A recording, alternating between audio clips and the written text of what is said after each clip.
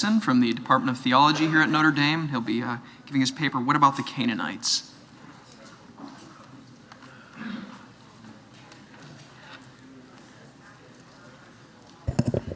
Thank you very much. I would like to thank the organizers for the privilege of being able to speak at this conference, and it's been my pleasure and my honor to be one of the invited speakers.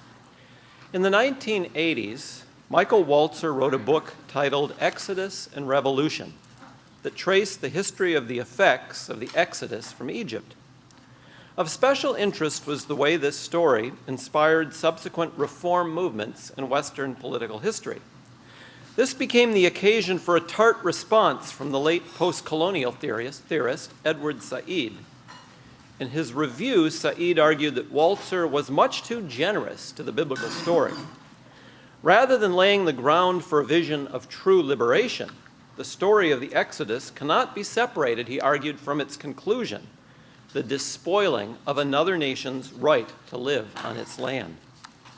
However much one would laud a God who took the side of the oppressed Israelite slaves, what was one to make of the same God who had no concern for the moral rights of the Canaanites who were about to be displaced? For Said, of course, this was no idle question. Being of Palestinian descent, he felt a close kinship to the Canaanites who had been robbed of their land by virtue of a decree of the God of the Jews. There is no Israel, Said declared, without the conquest of Canaan and the expulsion or inferior status of Canaanites, then as now. There can be no question that the story of the conquest presents contemporary readers of the Bible with a significant problem. I propose to address this question in an unconventional manner, so it might be a good idea to briefly outline my approach. I'll begin by reviewing the historical dimensions of the problem, that is, the archaeological evidence for the conquest itself. From there, I'll turn to the conquest as the canonical biblical text presents it, which is really my interest. I will not address, however, the stories found in the book of Joshua per se.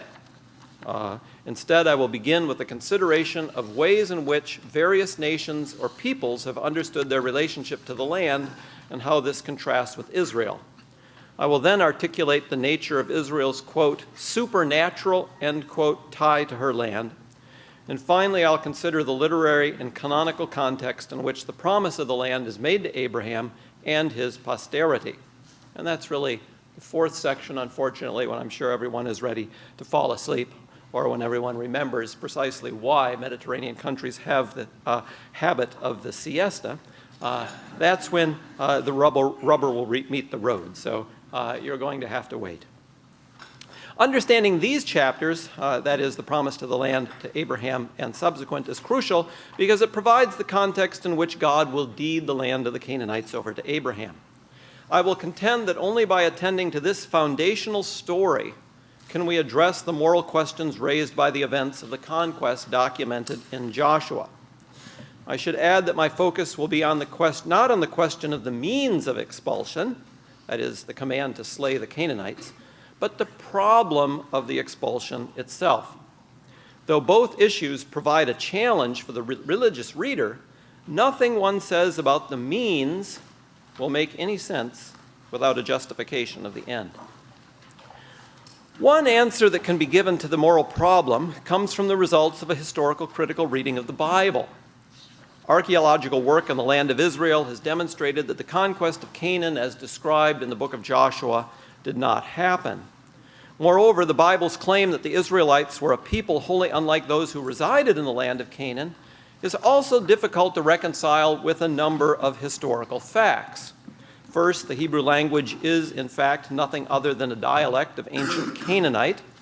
The farther back we go in time, the closer the linkages between ancient Hebrew and the related tongues of its adjoining peoples. Moreover, the material culture of the sites that we know were inhabited by ancient Israelites do not show distinctive signs that would distinguish them from non-Israelite sites. Indeed, archaeologists find it difficult to distinguish Israelite from non-Israelite settlements. In other words, it seems most likely that the Israelite nation, in considerable contrast to what the biblical narrative reports, arose from the indigenous population. Most historians would argue that the earliest Israelites settled at first in the hill country of Judea and Samaria. There, in relative isolation from the great Canaanite city-states and the rich agricultural valleys, they were able to establish an independent tribal polity. Only gradually, over a few centuries, did the power of this tribal group expand to the point that they could lay claim to some of the surrounding urban centers. It was probably in the days of Kings David and Solomon that the boundaries we see described in the latter chapters of the book of Joshua came to define the Israelite nation. If this historical reconstruction is accurate, then the stories of a violent conquest and expulsion of the native population, those were written down long after the period they purport to document. In short, the stories are not historical records of what really happened, but after the fact, literary creations. Israel did not wipe out the Canaanites in a genocidal fashion. Yet erasing this problem from the historical record certainly does not solve our problem. For we are still left with a sacred text that tells us about a God who demanded just this. What is the religious raider to make of such a God?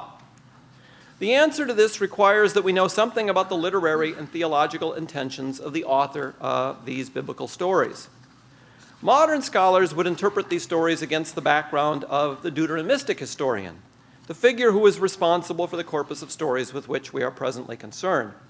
For this writer, active during the period of Josiah's great reforms, these stories, that is the conquest stories in Joshua, serve to urge the Israelites to greater vigor in eliminating all signs of idolatry within their own nation. In fact, the book of Deuteronomy gives ample evidence of that when our writer turns to address his Israelite readers and warn them that what happened to the Canaanites could happen to them as well. Given that the danger of the presence of indigenous Canaanites has long since passed, the Deuteronomistic historian understood this particular narrative of Israel's origins as a means of focusing the mind on the horrors of turning aside from the worship of the one true God. Just as Israel was commanded to wipe out any presence of idolatry at its founding, so in the present a similar vigilance was to be kept towards the veneration of the one true God. Curiously enough, this reading of the event dovetails quite nicely with the fathers of the church, such as Origen, though Origen, of course, doesn't get to his conclusion in that modern historical critical fashion. But let us turn to the question of the text's simple sense, simple canonical sense, and dispense with the matters of historical reconstruction. For however we reconstruct the history behind the creation of the biblical text, we're still left with a canonical unit left to the church.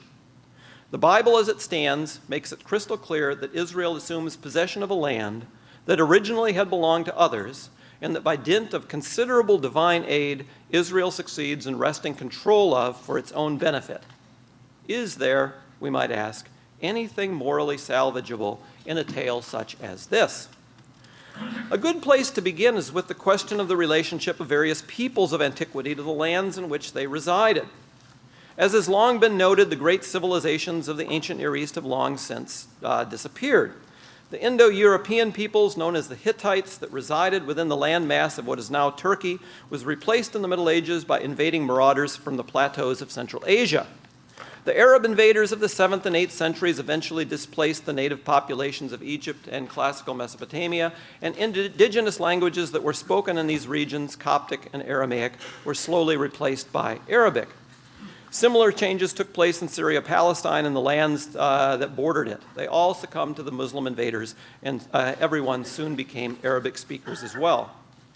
A casual glance at a historical atlas, one of the things I used to love to do as a child, will reveal that the ethnographic and linguistic configuration of Europe was quite different in late antiquity from what was to emerge in the Middle Ages and the early modern period.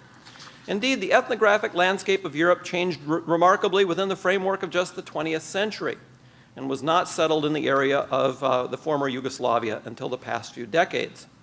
Of course, grand shifts in population also took place in the ancient Near East, and the results were certainly not lost on the ancients. They were well aware that population shifts of rather dramatic proportions took place over the scope of human history. The prophet Amos is aware of this when he says, "Did I not bring Israel up from the land of Egypt, the Philistines from Caphtor, and the Arameans from Kir?"